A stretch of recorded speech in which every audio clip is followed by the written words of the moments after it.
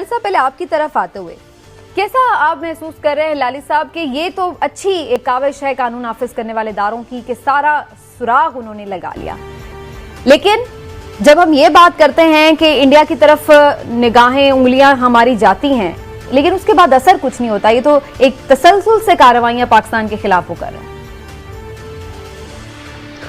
बिल्कुल सही फरमाया आपने समीना।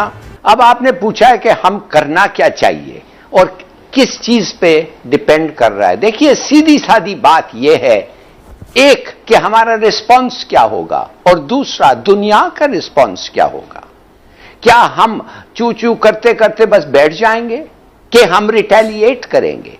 और अगर हम रिटेलिएट करेंगे, बताने की जरूरत नहीं है, कहने की कोई जरूरत नहीं है, मगर रिटेलिएशन जो है इंडिया को बताना कि बंबई में और दिल्ली में ये बम फट सकते हैं अगर लाहौर में फट रहे हैं, खास तौर जब आपका इतना ब्लेटेंट इंटरवेंशन है।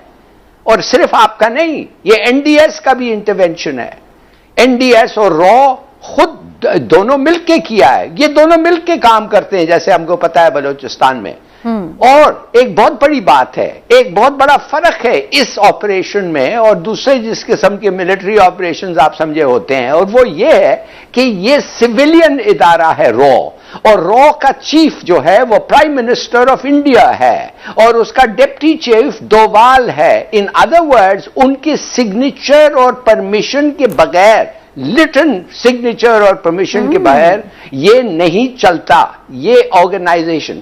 और इंटरनेशनल लॉ ये कहता है कि अगर आपके इंस्ट्रक्शंस के तहत कोई एक्शन लिया जाता है जो क्रिमिनल है और उसमें लोग मारे जाते हैं, तो वो रिस्पॉन्सिबिलिटी कत्ल का आप पे आता है।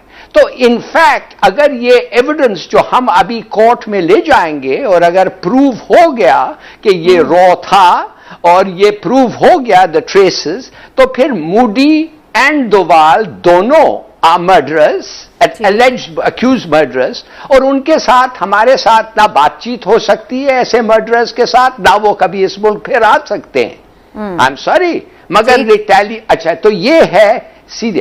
अब आप लेकिन हिलाल साहब, ये बड़ा अच्छा इंपॉर्टेंट पॉइंट है। एक सेकंड में इस पर दोबारा आती हूं आपके पास कि हमें करना क्या है, लेकिन जो आपने इसमें एक पॉइंट उठाया वो बड़ा इंपॉर्टेंट है। मैं चाहूंगी इमरान साहब भी इस पर कमेंट करें। इमरान साहब, एक तो जो सारी सिचुएशन उसके हवाले से जो आपका अपना एक तज्जिया है वो भी, और दूसरी बात ये कि फिर इसका मतलब है जो हिलाली साहब भी पॉइंट आउट कर रहे हैं कि ये तो फिर इनकी स्टेट पॉलिसी है, ये कोई गैर रियासत या नासिर नहीं है जो यहां पर आकर पाकिस्तान में कोई कार्रवाई कर रहे हैं, बल्कि ये तो उनकी स्टेट पॉलिसी है। फिर जब अगर उनकी एजेंसियां मुलविस हो रही हैं और वो सारी चीजें जो है इतना प्लान करके वो दे रही हैं। बिस्मिल्लाहिर्रहमानिर्रहीम। समीना, मुझे तो इसमें बिल्कुल भी हैरत नहीं हुई जब आज इस प्रेस कॉन्फ्रेंस में मोहिद यूसुफ साहब ने, फवाद चौधरी साहब ने और आईजी पंजाब इनाम गनी साहब ने ये बताया कि इंडिया इसमें इन्वॉल्व है, तो मुझे बिल्कुल हैरत नहीं हुई। और ना ही मुझे आपके सवाल पे हैरत हो रही है कि इस तरह तो लगता है कि फिर स्टेट इन्वॉल्व है। जी बिल्कुल 100% स्टेट इन्वॉल्व है, ओपन फैक्ट है। हाँ जी, ये एक ओपन फैक्ट है। और इसमें आप मैं अर्ज कर दूं, थोड़ी सी मैं इस पर तफसील बता दूं।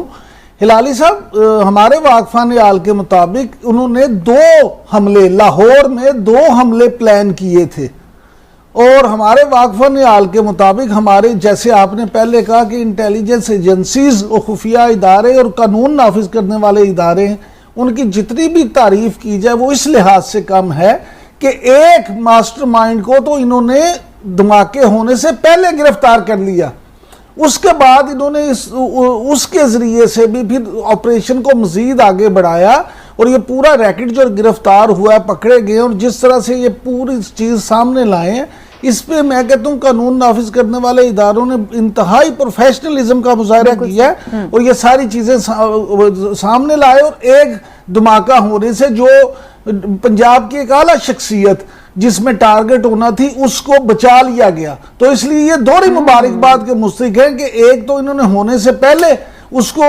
नाकाम कर दिया और दूसरे का भी इन्होंने वो ना ज्यादा नुकसान कर सके और ना ही उससे कोई वो हो सका, ये चीज है। अब आ जाते हैं उसकी तरफ।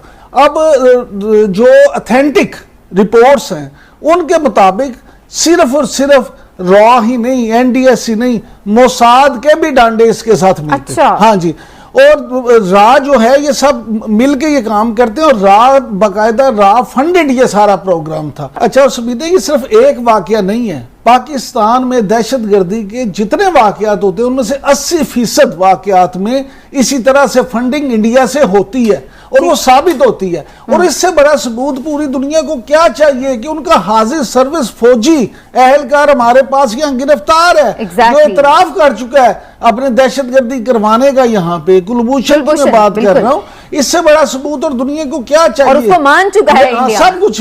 लेकिन असल प्रॉब्लम ये है कि इंडिया, दुनिया ने उसकी तरफ से आंखें बंद की हुई हैं। दुनिया को हमारी चीजें जो हम नहीं भी करते वो हमें डाल देते हैं। हमारा नुक्ता भी उन्हें पहाड़ नजर आता है और उनका पहाड़ भी उन्हें राई नजर आता है। लेकिन हिलाली साहब, हम कैसे लॉबिंग करें फिर इसके लिए? आप ये सुनिए, बात असल ये है कि हम इसको इमीडिएटली, अगर बाय द वे ये काफी नहीं है, ये एलिगेशंस हैं, अभी कोर्ट में इसको पेश करना चाहिए।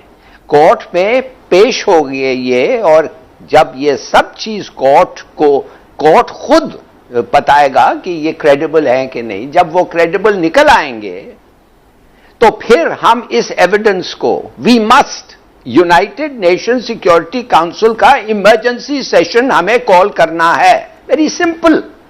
इसलिए कि अगर ये एविडेंस वो नहीं सुनना चाहते हैं तो फिर इसका मतलब है कि उनको लॉ एंड ऑर्डर और पीस बिटवीन कंट्रीज में कोई इंटरेस्ट ही नहीं है।